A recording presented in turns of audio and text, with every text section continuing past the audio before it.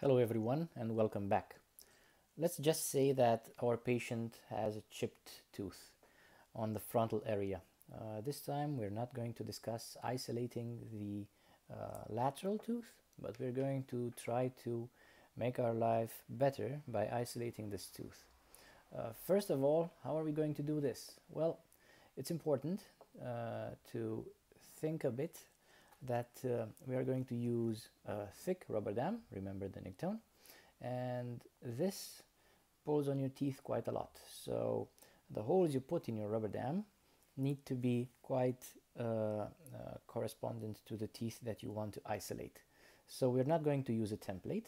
We're going to use the dental arch as a template, and we are able to do this quite easily with a live patient as well, because the frontal area is where the mouth opens, so we're not going to encounter any difficulties from the soft tissues. We're going to use a Sharpie, and we are going to use the thin tip of it. We're going to take our rubber dam field and we are going to gently put it over the arch. As you can see, the tips of the cusps are visible even if this rubber dam is opaque. And all I have to do is maintain a bit of tension on the rubber dam, and then I'm going to mark the teeth that I want to isolate. Here's the canine, and this is the lateral. I'm just going to mark the center of the incisal edge. This is going to be my central. This is likely my broken tooth. This is my other lateral. And here we have our canine. So let's just count them. Yeah, we have 6 of these.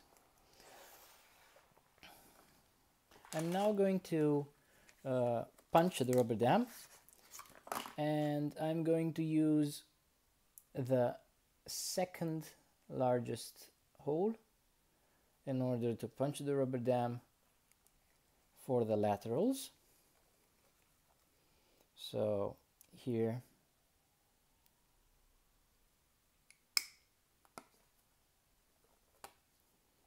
and also here.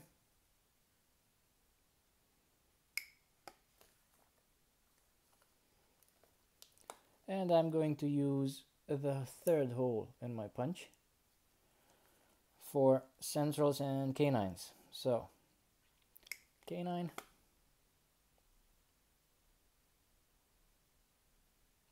central, another central, and the other canine. And I'm coming back to my model. By the way, this is the rubber dam that I punched through. As I told you in one of the previous videos, you don't need to try and clean these. You actually have an exhaust system on the other side of your punch, so these will gently fall out. Let's just remove these. And now we get back to our patient, and we've got a punched rubber dam, which we are going to put on our dental field. And we're going to start with one of the canines and gently put it through. Then we're going to do a lateral, and I'm also going to use this flossing motion.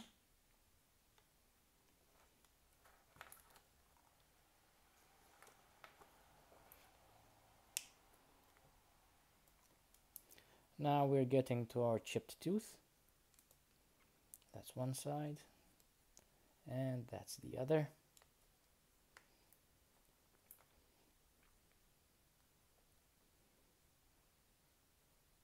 I'm not going to try to go through all the way. I just want to catch my rubber dam between my contact points. There's the other central, and now I'm going for the other lateral. Again with the flossing motion.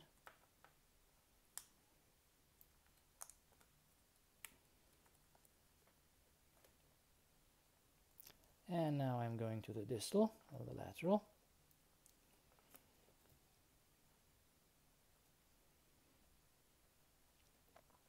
And now that's the canine.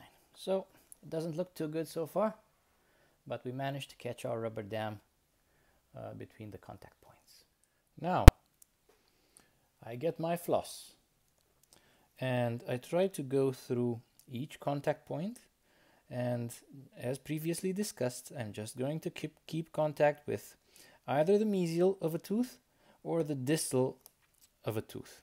I chose the mesial side of the canine, so I went through once. I'm going to come back once again, also on the mesial side. Not going to try to jam in too much rubber dam at a time. Again, going through. And now you can see that all of my rubber dam went through the contact point. For safety, we go in again. And now this has caught there. And now look how easily I can remove it. Just pull. And I'm all out. Now I go for the next contact point. Again, I choose to have contact with the mesial of the lateral. And I go in once. And again.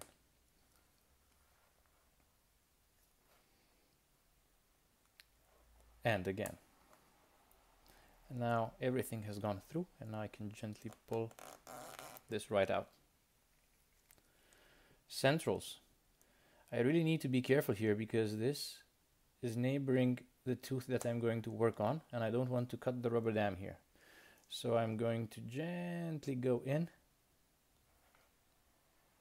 with my dark floss like this, and now that's gone through. Let's repeat. Distal of the central, and I'm going a bit faster now. I always keep contact with the distal of the central, and I'm through.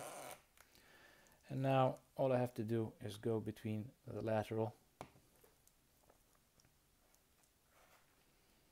and this canine here a couple of times, and I'm all through. And now I want to have my rubber dam caught between the canine and the premolar. Flossing motion, and then I use my floss gently on the mesial of the distal of the canine, I'm sorry. Like this. Make sure it doesn't catch the rubber dam.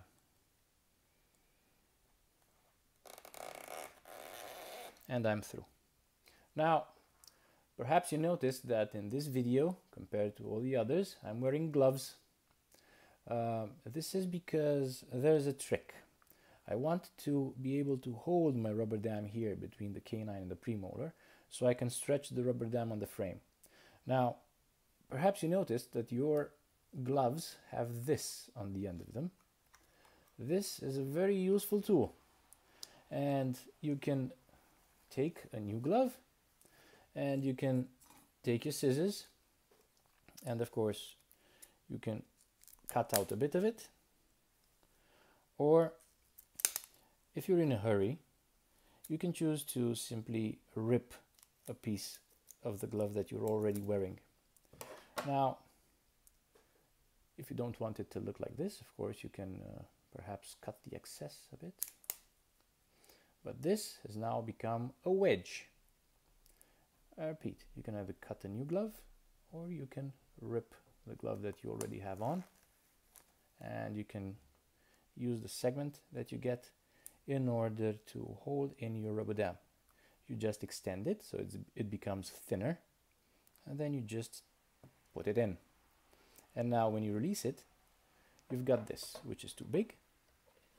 And of course, you're going to be able to cut it out and use what's left of it on the other side, like this. And now your rubber dam should be quite safe to pull on with a frame. Now, some patients may have thicker lips than others, and this is going to be a problem, especially if you don't have such long teeth to work on. A trick is to use an inverted frame.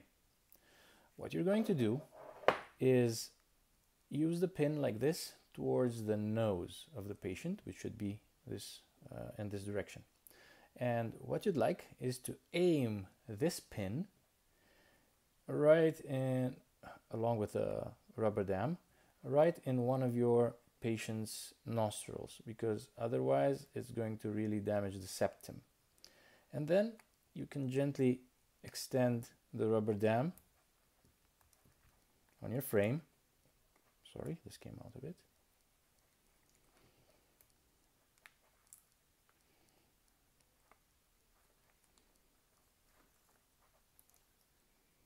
So now you'll have nice visibility on your working field like this.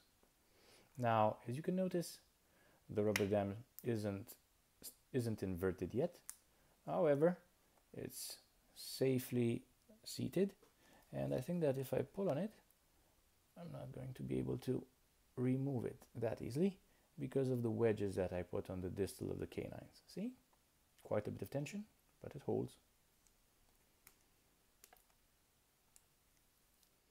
Now, this is where we start refining our isolation.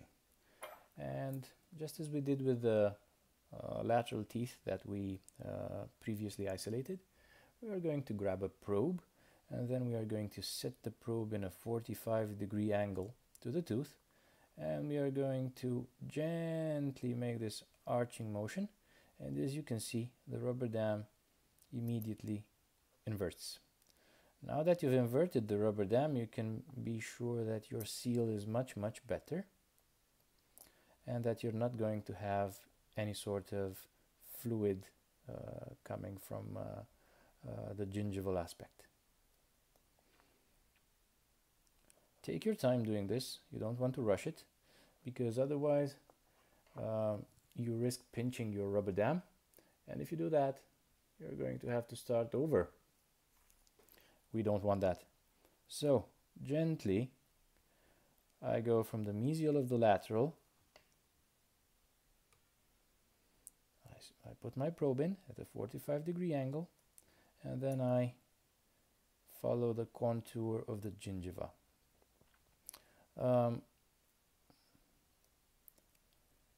If you're going to use this isolation technique in order to place a retainer, for example, your patients may not need anesthesia in order to have a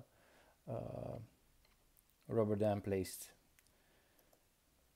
on their teeth. However, if you do have this sort of trauma here, you're likely going to have anesthesia. Now, gently follow the contour of the teeth, and remember to check the palatal aspect as well, because you can see this is a hiatus, and this is going to allow fluid seepage. Now I want to gently put my probe here as well, like this, and I'm going to go around the tooth from side to side, and I'm going to try to not pinch my rubber dam. If your rubber dam is still caught in the contact points, you just use a bit of floss in order to free it, and it should be much easier to do this inversion. And after a lot of time spent using my probe to try and invert my rubber dam on each of the teeth that I've selected, the canine could use this a bit further, I was able to get this. Now, as you can see, it's not perfect, but the rubber dam is inverted from canine to canine. I managed not to cut the rubber dam anywhere, and I'm very happy about this. And if I would have a silicone guide, I could now get on with my restoration. However, we are going to pause over this result for now, and we are going to discuss tips and tricks in order to improve this, and perhaps see how far we can take this isolation. See you soon.